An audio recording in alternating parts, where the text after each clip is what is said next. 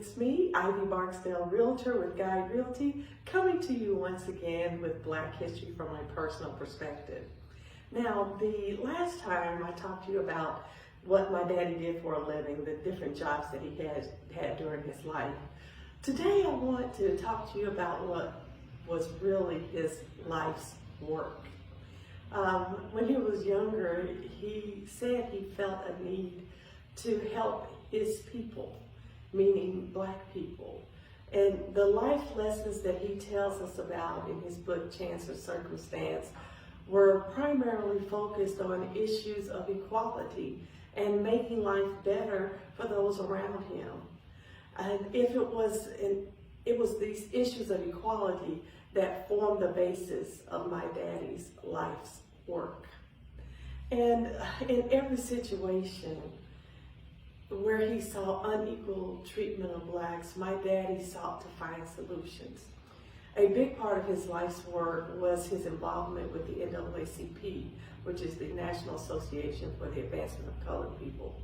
And starting from junior high school, when he was introduced to the NAACP by his civics teacher, he continued to work with the NAACP all the way through his adulthood.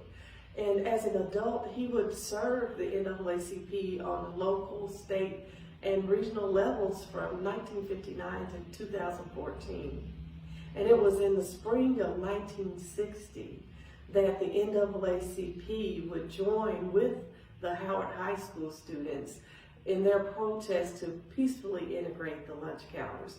Now, prior to this, no adults had been involved in any of the sit-ins or picketing that went on.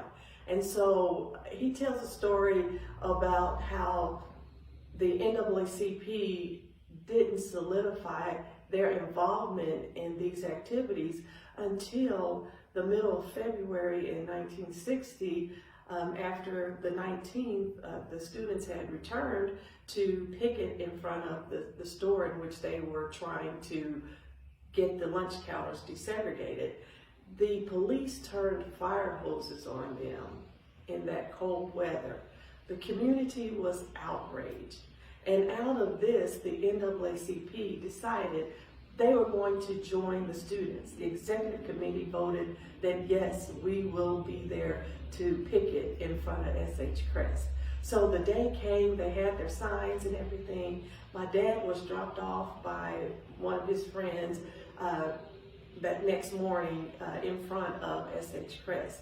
And when he looked around, he saw that there were police officers around, and he noticed that the police chief was there. So he walks up to the police chief and says, Chief Brown, we are here to do some peaceful picketing. Chief Brown kind of looked because my dad was the only person there. And he just kind of shrugged it off, and my dad took that as giving him permission to continue his picketing. So he walked up, he walked back, holding his sign alone. He did several rounds before someone else came to join him. And there, the two of them, up and back and up and back.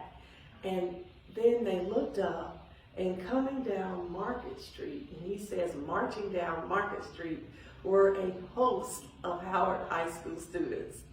He was so relieved to see them, and they were so relieved to see him, because, as I mentioned, this was the first time an adult had taken part in those sorts of activities. So he learned a lesson from this, in that he came to understand that sometimes you just have to stand, even if it means that you stand alone.